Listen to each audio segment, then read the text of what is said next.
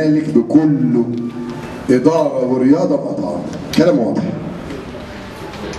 تاني، كل من قاطع هذا المؤتمر، نادي الزمالك، مجلس إدارته، أجهزته الرياضية الإدارية مقاطعاه. 2، الأخ ضياء رشوان اللي عمل قرار بتجميد الصحفي اللي هيجي يغطي المؤتمر. مجلس الإدارة قرر تجميد أدوية ضياء رشوان في نادي الزمالك. طب مش أحسن مننا يا ضياء؟ انسى. احترام لكل الصحفيين. اوعى تفتكر انك تخوفنا. اعمل جميع يومية، هعمل لك جميع يومية. هتاخد موقف غلط، هاخد الموقف الصح. لأنك عضو في النادي، مش المفروض أنت عضو؟ ونادي كبير. عايز اسالك، لما جوزيه قلع الجزمه للصحفيين عملت ايه؟ مش سامع. عملت ايه؟ دلوقتي ما نعرفش. جزمه. عملت ايه لما عماد متعب قلع الجزمه للصحفيين؟ حضرتك عملت ايه؟ ما خدش، مش واخد بالي. هو انت فاكر النادي الزمالك اقل من النادي الاهلي؟ انسى. الاثنين زي بعض. هرمين من اهرامات مصر الرياضيه. تاني، هرمين من اهرامات مصر الرياضيه. وزي ما احنا بنحترم النادي الاهلي زي ما قلت ببطولاته وجماهيره واجهزته الفنيه والاداريه وطبيعه ولاعيبته، مطلوب من الاخرين يحترموا نادي الزمالك. نادي الزمالك مش شفايه قضيه ولا رئيسه خدع. وهتعرف النهارده بقيه القرارات بالليل. والاخ اللي عمال يلف على القرارات يقول ايه؟ اصله مش منه انه عامل لنا عضويات استثنائيه. طيب انا بتحداك قول لي العضويات الاستثنائيه للساده الصحفيين في النادي الاهلي كام؟ ما انا ابراهيم المعلم بدانا مع محمود طاهر، بدانا مع بعض. شوف هو خد كام عضويه وانا خدت كام عضويه استثنائيه. اتفضل. خدت 800 عضويه. اتحداك. ما انا بقول لك اهو ايه؟ بتحداك. نادي ياخد 800 ساعه في 4 اشهر. ونادي بقى ارقى دلوقتي. انا بقول لك اهو، نادي الزمالك انشائيا ارقى من الجزيره والصيد والاهلي. ومش بقول الكلام، ما تخشوا وتشوفوا النادي اهو. بقى نادي اوروبي. ومع ذلك تحملنا. بيقول لك اصل ايه؟ ده يطبق لائحه. لا يا حبيبي، لائحه ايه؟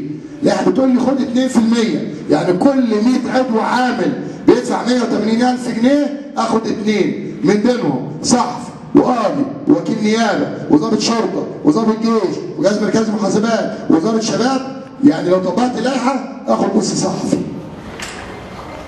اخد رجل وايد صحفي لو طبقت اللائحه. اوعى تقول منا. وعشان كده لجنه الوطن تجتمع وتشوف بقى. مش عايز تطبق القانون لائحه اطبقها لك. 2، بتقول ان الفلوس اللي احنا خدناها من الصحفيين هي اللي عملنا بيها المنشآت. فلوسك يا حبيبي موجوده في حساب خاص. لسه ما لمسناهاش. لسه ما لمسناهاش. واذا كنت انت فاكر انك انت دمك ازرق واحنا دمنا من نادي 60 نيله، لا. لا. اي حد هيحترم نادي الزمالك ورئيسه ومجلس ادارته واعضاء جمعيه عموميه وجماهيره، ايا كان حجم هذا الصحفي، حتى لو تحت التمرين فوق دماغنا. اي حد هيقل ادب وهياخد بالجزمه. اي حد هيقل ادب وهياخد بالجزمه. وبقول لهم تاني، الحمله هي دي اكتر من ميه النار. هي ده اكتر من الرصاص. ده تحت الجزمه. وبعد ما سمعتوا الحقيقه وعرفتوا ان القصه لا علاقه لا بالصحافه ولا الصحفيين. ده الافندي بتاع اسرائيل وامريكا ازاي انا اطلع هاجم امريكا. والافندي بتاع حمدين صباحي الاخ جمال عاصي عشان حمدين صباحي. والاخ بتاع مجله الاهلي ايتام محمود طاهر. هي دي القصه.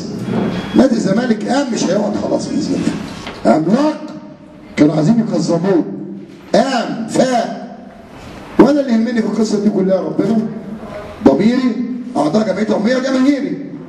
جماهيري اللي اتشتمت من صلاح دياب صاحب الجورنال بتاع مصر اليوم او كذب اليوم كلكم سمعتوا اتقال ايه على نادي الزمالك، كلكم سمعتوا اللفظ البذيء اللي اتقال على النادي، واللفظ البذيء اللي اتقال على سياده رئيس الجمهوريه، والالفاظ البذيئه اللي اتقالت في حقي وفي حق امي، كلكم سمعتوها. ولان انا راجل وطني وحريص على بلدي كنت ممكن اسمع ده على الهوا، بس كانت هتبقى فضيحه عالميه.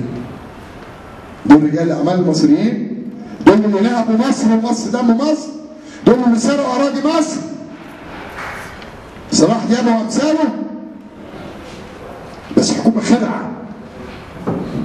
وانا مستني هشوف الدوله هتعمل ايه. لا يا عم ده دول بلاغ خلاص. ده بيان من مجلس اداره نادي الزمالك بالاجماع.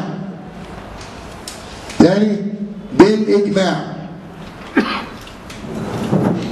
2005 ما بتتكررش تاني في 2014. اللي وقع الزمالك 2005 مجلس الاداره، الخونه اللي في مجلس الاداره، الفاسدين اللي كانوا في مجلس الاداره، الحراميه اللي كانوا في مجلس الاداره، اللي كانوا عايزين يبيعوا الارض 100 مليون، اللي جايبه دلوقتي 2 مليار و200 مليون وعاملين ايه اللي ادبهم. كسفوا بقى اتلموا وهيتعمل المشروع وهنكمل المشروع. ده اكبر مشروع استثماري رياضي في الشرق الاوسط. يعني بيقول لك كاتب خبر كاذب يقول لك ايه الجمعيه العموميه تخزنه لا في برضه في كذب دول يا عبيط. ده احنا وزعنا عدد كبير من الاستثمارات، 99% من الاعضاء العاملين بايدين المشروع واللي رافضينه حوالي 13 واحد. بطل كذب. ويقول لك ايه والصايغ عمل محضر. الصايغ ده محتل محل بقى له 14 سنه. بيقول لك انا خدته من احمد الريان، انا مالي مع احمد الريان؟ بتدافع عن الفاسدين. انما اوعى تفتكر ده تاني هز شعره من راس حد فينا، كلنا مكملين وربنا واقف معانا. جمعيتنا العموميه والجماهيريه المحترمه اللي شايفه فريق كوره انا فخور بيه. يكفي كل النقاد يقول لك الفريق ده مين يغلبه. لاول مره في تاريخ نادي الزمالك 6 متوشه ولا 7 ما يخشش جون واحد. مش كده؟ ده الزمالك الجديد لاول مره نادي الزمالك تاخد منه 7 في المنتخب الاول. لأول مرة و5 في المنتخب الأولمبي. لأول مرة نادي الزمالك رئيسه يبقى رئيس لجنة الأندية. دورتين متتاليتين. إيه اللي خل ده؟ هو ده حجم الزمالك. وحجم الأندية بيكون بالمسؤولين عنها. لما يكون المسؤول عن نادي ليه شخصية وقوي يقود. إنما لما يكون قاعد في لندن 24 يوم ثم بال6 ايام قاعد في نادي اليوبلس ويسلط ده يشتم وده يشتم. انا بسال اسامه خليل انت شغال في مكتب محمود طاهر ولا لا؟ اللي بتقول على نادي الزمالك مرتع انت في ملكاوي مرتع الارهابيه والبلطجيه والارهابيين. كسفوا بقى خلي عندكم دم. وزي ما قلت لكم سمعتوا الشتيمه وشفتوا الشتيمه كل عملتوا بلاغات النيابه. هاتولي برجان انا رديت فيه. ما بردش لان القافله بتسير ومكملين و2005 مش هتتكرر وان شاء الله كل البطولات الزمالك هياخدها السنه دي بامر الله. وزي ما انت عايزكم بعد ما خلصوا شوفوا المبنى الاجتماعي خلص بقى له 9 سنين واقف. تعالوا شوفوا الجرايد اللي اتعملت باسم اللعيبه ورموز النادي الكبار.